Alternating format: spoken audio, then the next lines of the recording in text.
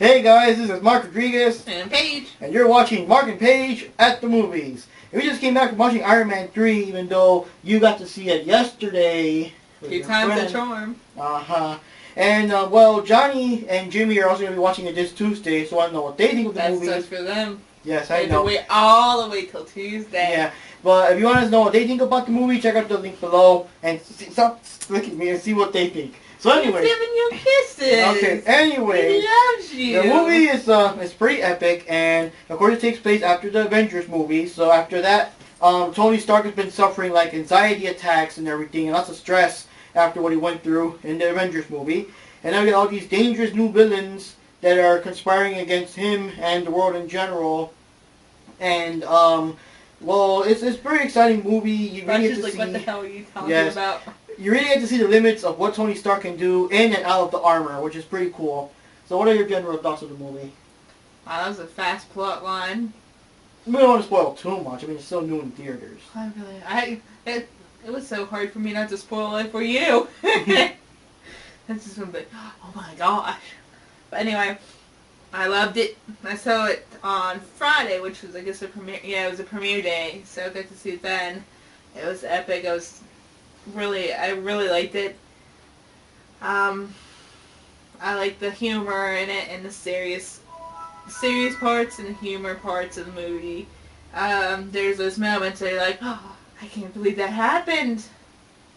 The sad thing is, my friend assumed that I could see the 3D effects, and we were going to go see she was intending to go see the 3D version, but we ended up having to switch over to the 2D version, so we missed the first 5 minutes. And don't miss the first 5 minutes. Those are kind of important. I figured it out later in the movie, but the first 5 minutes are important to get the concept of why what happens later, and what characters come back, and things like that. Stuff like that. So don't miss the 5 minutes if you're belong to 3D. Yeah. Well, anyways, the movie's pretty cool. Some scenes that stand out the most. There's lots of parts where Tony Stark has to fend for himself without his armor. There's a scene where the only thing he's wearing is just like the glove part, the hand part, whatever you want to call it, and one of the foot parts, boots or whatever you want to call them. And somehow he had to, fend for himself and, dodge bullets and fight and stuff with just the hand and the foot. So that's pretty epic. Yeah, I like that. And there was this epic skydiving scene. Well, people fell out of a plane, like a bunch, like maybe 14 people or so. You saw, I think it was in a preview. You saw Iron Man trying to figure out how to catch I think they said 13 people. Yeah, 13 and they're trying to figure out how to do that and save all 13. It's like, how many people are falling? 14. How many can we carry each other? It's just 4. It's like, oh crap, what do we do now? And everything. And, well, one thing I also want to say is, lots of people complaining, like Iron Man 2, like how in part 1, the villain was the big guy in the Iron Man suit, and then in part 2, another guy in Iron Man suit. And this one's a lot different. It's, these weird people, it's like a bunch of them, and they have all these weird powers. They're like, extremists, which I guess is based on the extremist storyline from Marvel. I'm sorry, I never actually read it, but these guys have these, I guess, injections or something that makes them, like, I guess they can burn from the inside, they can melt things, and they can also, like if they have a missing arm or something, it can actually grow back. So they're, like, very powerful. Some of them can even blow up and, like, still survive. And no. They don't? That guy blew up, he died? Yes. Oh, wow.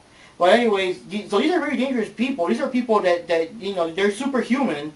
So it's epic seeing Iron Man fighting against this glowing, burning hot lava guy. And so it's pretty exciting. So it's not just, Iron Man fighting against another guy in a suit. So it's very different. And okay, they don't need to know as much. Well, they want to see. And, well, one thing I also want to say is, I don't want to spoil too much, but for people that are big fans of the Mandarin, and of course the Mandarin is supposed to be Iron Man's most dangerous, most well-known arch enemy, whatever you pronounce it. And I mean, if you've seen Iron Man cartoon, the first whole season was about the Mandarin doing everything. He does appear in the movie, but you may be surprised as to how he was portrayed in the movie. I don't want to spoil it because it is kind of like a spoiler surprise, but I wouldn't be surprised if a lot of fans would complain about how he was portrayed in the movie. Anyway, I like the scenes where it shows that it's not just the suit. It's just not the suit that can do all the fighting. It is the man within the suit that can actually do the fighting.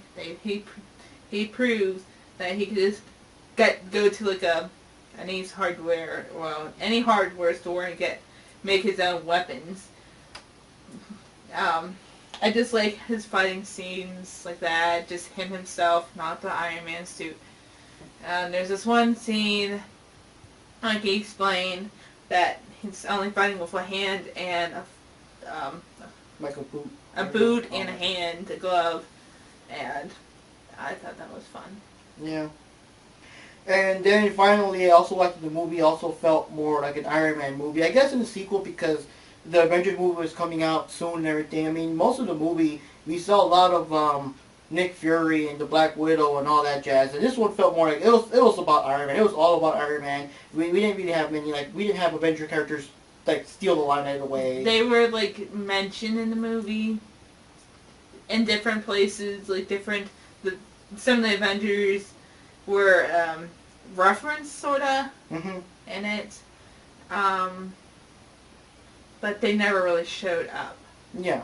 The only thing I would say that's kind of funny is that with all the Mandarin super terrorist kind of threats that were on TV and it's like definitely against America and we're gonna attack you Americans and blah blah. It does make you think where the hell Captain America was during all this. He's lame. It doesn't matter. It's about Iron Man. He's kick ass. Yeah, that's true. Captain America's. He was sleeping. I don't know. He was sleeping on the job. Shame on him. He's just lame. Yeah. Well, anyways, guys, that's what we think of the movie. We think it's pretty epic. It's pretty cool. It's worth checking out. There's a lot of things in the movies. Like I said, the only thing I guess maybe the Mandarin fans will complain when you finally get to see him and how he is portrayed in this movie and everything. But other than that, it's a pretty cool movie. Go check it out like now. Have you ever checked it out yet? Shame on you. I give it one puggle up. Yep, one puggle up. And like I said, if you want even more thoughts about it, check out what Johnny and Jimmy have to say on the matter on the link below. So anyways, guys, have fun. This is Mark Rodriguez. Paige. You've been watching Mark and Paige at the movies, and we'll see you at the movies. And Sleepy Puggle at the movies.